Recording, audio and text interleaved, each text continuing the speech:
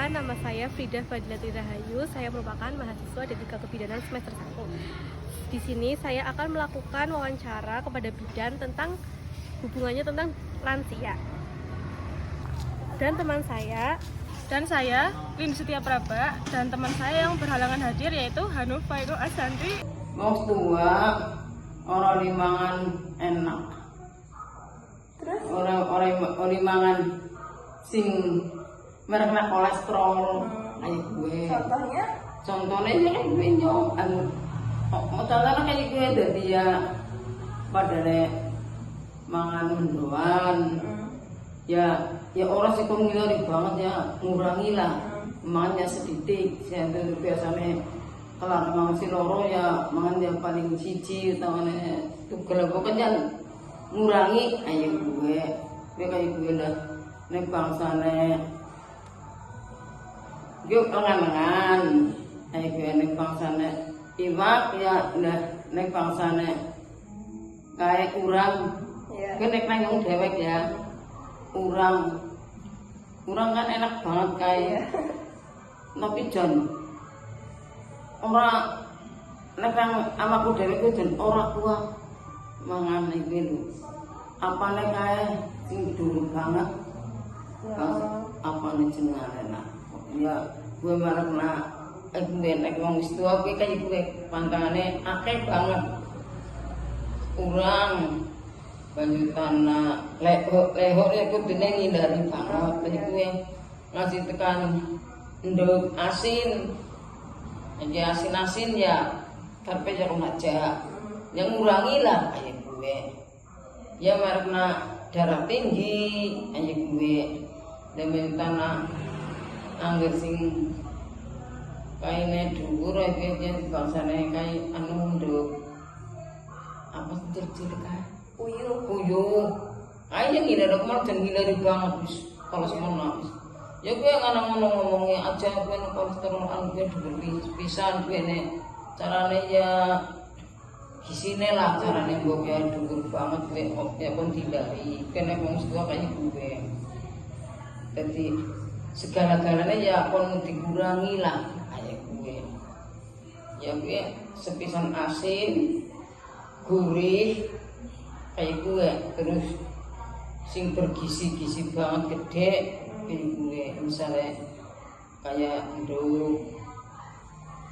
gue yang gue nduk puyuh nduk asin kae ya wis ora juga ora mangan ya gue dika cemane nduk asin kok kae ya pancen ya anu ya nunggu kae pancen nduk gue nduk asin nduk anu gue puyuh ayo gue tanah ya gue asin memang gue ya kurangi nek wong tua kayak gue aku deweknya kayak gue dan ya orang tahu mangan sing jenengane nduk puyuh padahal mau nek aku seneng nduk puyuh ya siji cepusan enak iki wis ora cuma babar blas nyong nduk puyuh dan babar pisan ora kayak gue ya kayak gue. Terus kayak mitos-mitosnya anu dong apa? Kayak misal wong loro ini gue maksudnya kayak udah kurma kanan letok gitu kenapa? Ya mau tuh ya kayak gue ya kenane kayak kurma masalah mangan kayak masalah pangan aja gue masalah kerja ya orang bisa kerja wis gue jadi kayaknya orang kesel wis tenagaku nyok dewek kayak gue ya sing maunya aku kan kerja sawah siki ya bisa ora kayak gue sebab digawan jengking gue neknya mumet gue kayak gue liane gue jadi apa sebab wis tua ya apa kepribadinya anu anggapnya begawe setelah kesel kayak gue orang tadi kerja sawah penyong ora tahu sedengan tilik be wingi iki panen ki ora tilik mana jadi ya ke masalah kerja ya orang urus semampune dhewe lah misalnya nang omah bangsane rawat bangsane gue kayak gue paling nek kerja sing berat-berat wis ora bisa gue nomor loro nek kayak gue ya kayak gue nyong nyebabnya wong tua kayak orang kaya mau kan nyebut kaya nang alas ya nang rumah bisa sih ora bisa kayak gue Berapa sih umur kira-kira? nyong itu bulu Pas. itu bulu masih nek ngaji selama kok kayak gue sebabnya sakit lima kan pas hitung bulu selama kalau 45 kayak gue yang pas hitung bulu kok ngajik anu gue bulan ngarep gue barke kan Desember Rabu ya Januari ngajik hitung bulu kayak gue harinya si lahir bulan apa lah tapi dia gue ganti itu tekan tahunnya ya kayak gue lah Dari tahunnya setiap itu. iya ngajik hitung bulu kayak gue selagi nek usia urung si sewidak 5 penyong masih bisa nang sama Iya. gue tapi sing jan ora bisa maring sama nyong itu antara tahu anu 70 kurang telu antara nek gue sing jan ora bisa maring sama sampai tanah corona kae Iya. kayak sampai tanah corona ku jan jadi meriang corona yang disebab corona mutu ora tapi jan nang dadi nggo jalanan ora bisa kerja iku tenagane. Nah, setelah kita mewawancari responden, selanjutnya kita ke puskesmas untuk mewawancarai bidan tentang kesehatan pada lansia. Saya Frida Rahayu, saya merupakan mahasiswa D3 Kebidanan semester 1 dari Stikes Bina Cipta Pusaka Purwokerto, dan teman saya Lin Setia Praba, dan teman saya satu lagi yang berhalangan hadir, Hanufah Asanti. Oh ya, terima kasih. Terus gimana? Di sini Bu, saya akan melakukan wawancara mata kuliah sosiologi kepada bidan tentang kesehatan pada lansia. Oh ya, monggo. Gimana? Apa pertanyaannya? Dan ada beberapa pertanyaan yang akan dijelaskan sama teman saya, Frida. Baik Bu, pertanyaannya yang pertama, apakah udang, telur puyuh, telur asin, ayam lehor bisa menyebabkan kolesterol pada lansia? Oh ya, nah terkait jenis makanan tersebut sebenarnya secara efektif itu tidak menyebabkan kolesterol pada lansia. Karena justru dari jenis makanan tersebut seperti udang itu mengandung nutrisi yang tinggi, antioksidan, asam lemak omega 3 yang dapat menyehatkan jantung. Cuma konsumsinya pada lansia itu dibatasi, ya. Jangan berlebihan, dibatasi, jangan berlebihan dan tidak terlalu sering. Sepanjang dari sebelumnya si lansia tersebut itu juga dalam kondisi yang kolesterolnya normal. Tapi jika lansia tersebut kolesterolnya memang sebelumnya sudah tinggi, itu nanti perlu konsultasi dulu dengan dokter ya, karena sebelumnya lansia tersebut kolesterolnya tinggi. Tapi jika lansia tersebut sebelumnya adalah kolesterolnya normal, itu tidak menyebabkan kolesterol tinggi. Sepanjang tadi makannya jumlah dibatasi, kemudian lansia tersebut juga cukup minum air putih dan istirahat yang cukup serta hindari stres. Gitu ya. Baik Bu. Selanjutnya pertanyaan yang kedua ya Bu, apakah benar mitos nggak pakai sandal itu bisa jadi panjang umur?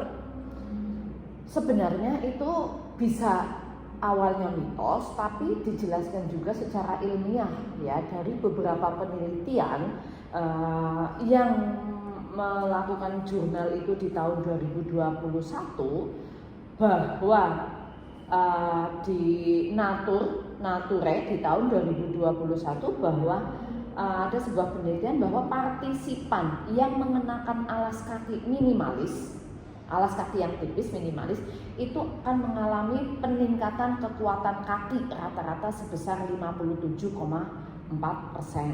Kemudian ada penelitian lain juga bahwa dengan bertelanjang kaki, artinya tanpa alas kaki, dan mengenakan sepatu yang minimalis dapat membantu memulihkan kekuatan kaki meningkatkan ukuran otot ya, meningkatkan ukuran otot dan memperbaiki gaya berjalan.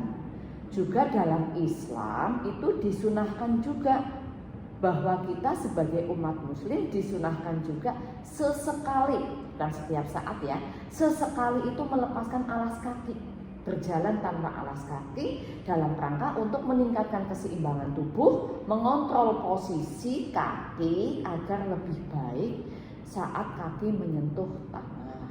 Nah, cuma di sini harus diingat, berjalan tanpa alas kaki itu bukan berarti berjalan di atas kerikil. Ya, karena ada sementara mitos yang berjalan kaki di atas kerikil atau dengan sandal yang bergigi-gigi itu. Nah, itu justru yang membahayakan kesehatan. Karena secara tidak langsung pada saat berjalan di atas kerikil itu dapat menekan sistem saraf ya, dan juga bisa dari sistem saraf menekan sistem saraf tadi itu justru bisa melemahkan di sarafnya. Kalau misalnya berjalan di atas kerikil itu bisa juga menyebabkan luka. Belum lagi misalnya lansia yang punya penyakit diabetes, nanti bisa luka, saat ada luka tidak sembuh-sembuh. Jadi pada saat lansia yang sehat tidak ada masalah, berjalan tanpa alas kaki bisa memperpanjang umur itu karena adanya menguatkan kesehatan kaki gitu ya. Juga berjalan tanpa alas kaki di atas rumput. Ya, di atas rumput, bukan di hanya tanah biasa. Di atas rumput itu dapat menurunkan kadar kortisol. Kortisol itu apa? Kortisol itu hormon stres. Sehingga dapat menurunkan kortisol di sistem peredaran darah yang pada gilirannya akan membantu mendorong tidur si lansia tersebut menjadi lebih nyenyak dan lebih berkualitas. Dengan adanya beberapa penelitian tadi dan juga dari Islam sendiri disunahkan sesekali melepaskan alas kaki dapat memperpanjang umur, berarti itu sebuah fakta ilmiah bukan mitos, asal sesuai dengan yang disarankan kesehatan, bukan di atas kerikil, bukan di atas sandal yang bergerigi-gerigi itu, tapi di tanah yang rata, kemudian di atas rumput itu bagus. Gini tuh. Pertanyaan yang terakhir, apa sih yang biasa bidan lakukan biar lansia itu misal yang maaf ya Bu, yang susah dibilangin gitu Bu, kayak makannya sembarangan kayak gitu. Nah, menghadapi lansia memang secara emosional itu lansia itu labil karena secara hormonal dia memang sudah menurun, sehingga pada saat menghadapi lansia kita itu sebagai bidan dan juga nantinya bisa disampaikan kepada masyarakat yang mempunyai anggota keluarga yang lansia bahwa ada tips untuk menghadapi lansia itu ada 8 tips. Yang pertama, bersikap sabar dan tenang ya. Menghadapi lansia itu tidak bisa dengan ikut emosi ya, bersikap sabar dan tenang. Kemudian jangan dibantah pada saat dia lagi ngeyel, jangan dibantah, dengarkan saja dulu. Kemudian berbicara dengan lembut dan baik ya, biar bagaimanapun lansia tadi adalah orang tua kita tidak boleh durhaka ya, berbicara dengan lembut dan baik. Jawablah setiap pertanyaan, walaupun pertanyaan itu akan disampaikan berulang-ulang. Karena lansia itu pada dasarnya dia akan kembali seperti masa kecil. Sama pada saat balita dulu. Pada saat balita kita sebagai orang tua akan menjawab pertanyaan balita secara berulang-ulang. Sama lansia, di masa lansia juga dia akan mengajukan sering pertanyaan yang sama dan itu akan diulang-ulang. Tapi selalu jawab dengan baik dan lembut ya. Jangan biarkan lansia melamun dan kurang kegiatan. Karena pada saat lansia itu melamun, dia nanti bisa menimbulkan stres pada lansia. Kemudian kita juga itu masak makanan yang mudah dimakan. Jangan masak yang lansia itu harus dihindari ataupun yang susah dimakan. Pastikan lantai kering dan tidak licin sehingga lansia tidak beresiko jatuh. Kemudian perhatikan makanan dan minuman, apa yang boleh dan apa yang tidak boleh. Kemudian baik si lansia itu maupun kita sebagai bidan, kita sebagai anggota keluarga itu menerima kondisi, menerima kenyataan dengan ikhlas bahwa dalam menghadapi lansia yang seperti susah tadi itu berarti kita harus ikhlas. Kemudian misalnya contoh lansia yang ngeyel misalnya tidak boleh makan karena dia tensinya tinggi, dia tidak boleh makan kambing.